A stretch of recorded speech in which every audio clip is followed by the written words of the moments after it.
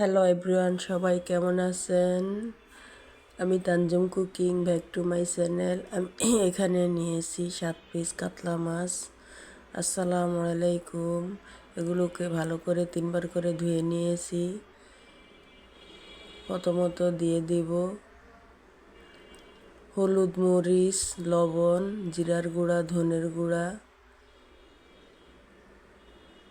এরপরে দিয়ে দিব আদা বাটা 1 টেবিল চামচ, রসুন বাটা 1 টেবিল চামচ। এরপরে দিয়ে দিব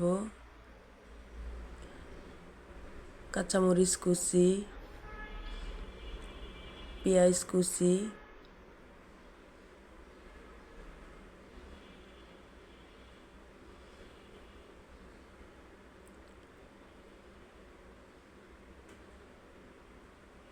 এবার এগুলোকে ভালো করে কিছুক্ষণ মাখিয়ে নিব।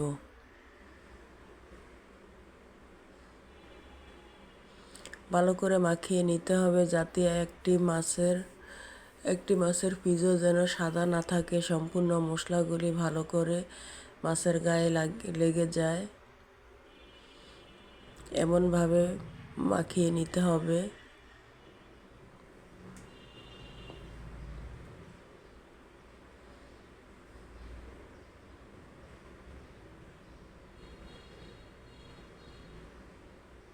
এই যে আমি ভালো করে মাখিয়ে নিলাম।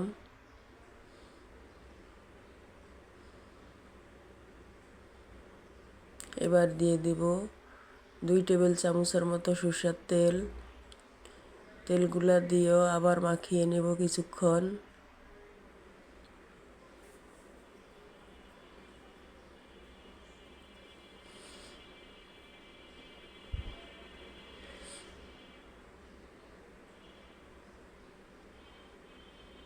এভাবে কিন্তু মাছটা পাতুরি করলে খেতে কিন্তু অনেক মজা, মাছ মাংসকেও হার মানিয়ে দিবে।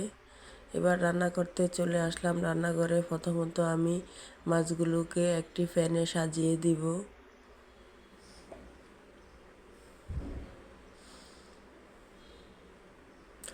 চেয়ারিতে এরকম একটি মাছ পাতুরি থাকলে মাছ মাংস আর কি মাংস লাগবে না, এই পাতুরি দিয়েই কিন্তু খাওয়া হয়ে যাবে। আপনারা বাসায় ট্রাই করে দেখবেন, খেতে কিন্তু অনেকটাই টেস্ট। সাধারণত চেরির সময় কিন্তু ঝোল কোনো তরকারি ভালো লাগে না খেতে, ভুনা এবং শুকনা তরকারিটাই খেতে অনেক মজা হয়, খেতে অনেকটাই টেস্ট লাগে। এবার চুলাটাকে জ্বালিয়ে দিব। প্রথমত হাই হিট করে দিব।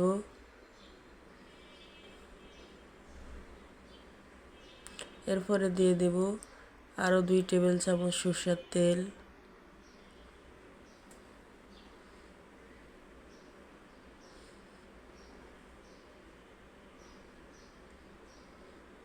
এবার একটি ঢাকনা দিয়ে দিব। ঢাকনাটা দেওয়ার পরে চুলাটাকে মিডিয়াম লো হিটে রাখতে হবে, তাহলে কিন্তু মাছগুলো আস্তে আস্তে হতে থাকবে।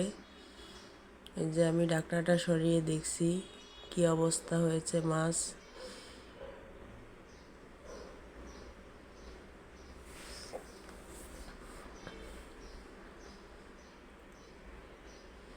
মাছগুলোকে এবার আমি আরেক ফিট করে দিব। আপনারা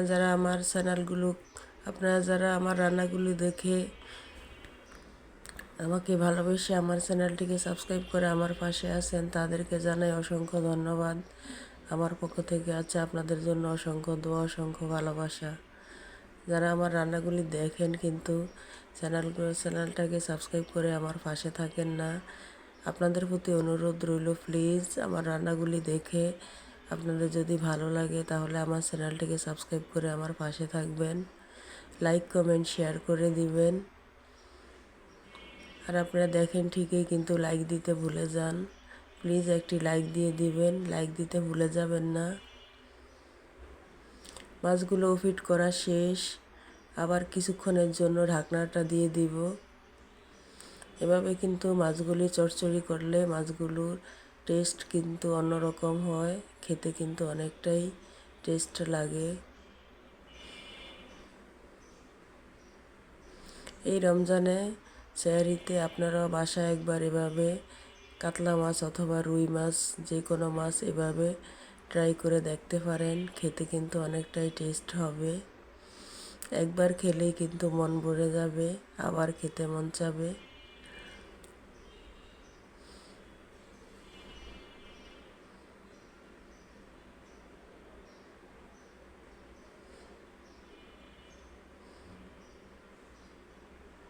আর ফিট করে দিলাম।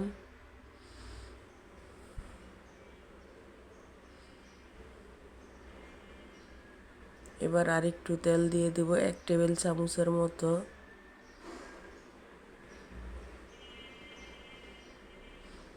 দিয়ে আবার একটু নাড়া দিয়ে দিব পাইপেনটাকে ধরে।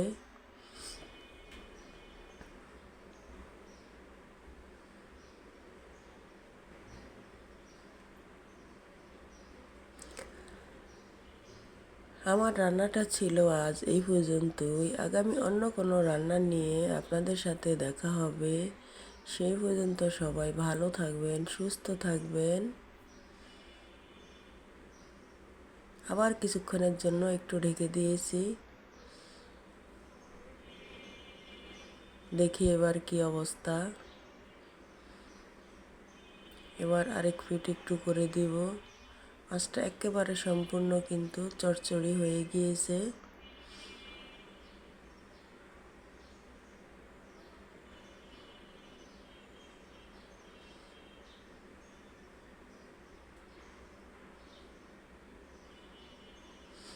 মাশাআল্লাহ, কালারটা দেখতে কিন্তু অনেক সুন্দর হয়েছে, খেতেও কিন্তু অনেকটাই স্বাদ হবে। খুব সুন্দর হয়েছে কালারটা।